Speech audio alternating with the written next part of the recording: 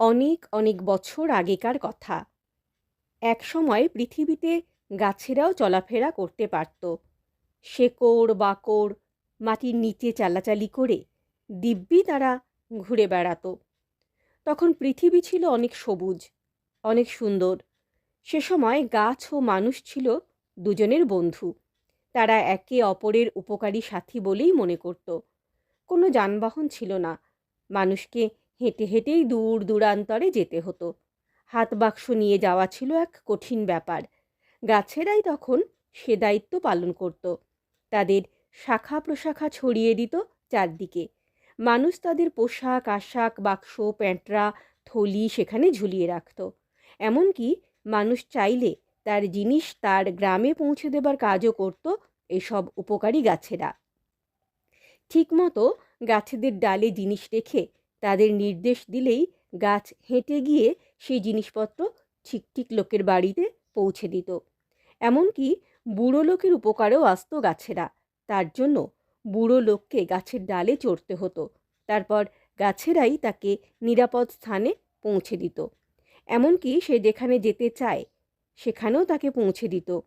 কি সুন্দর ছিল সেসব দিন! এমন আশ্চর্য ভ্রমণ কে আর কবে দেখেছে?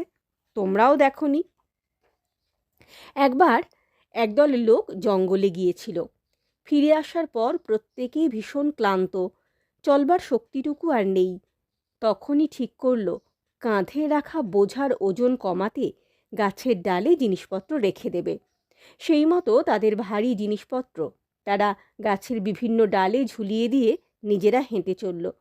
কিন্তু এত ওজন গাছের ডাল সহ্য করতে পারল না। ডালগুলি সব কাত হয়ে ঝুঁকে পড়ল নিচে। মানুষেরা তা দেখে সহানুভূতি দূরে থাক, হো হো করে হেসে উঠল। এর আগে তারা কোনোদিন গাছকে এমন অসহায় অবস্থায় দেখেনি। করুণার বদলে তাদের মুখে কুৎসিত হাসি ফুটে উঠল। এমনকি সকলে মিলে আনন্দে হাততালি দিল। এমন উপহাস গাছেদের সহ্য হলো না। তারা অপমানিত বোধ করল।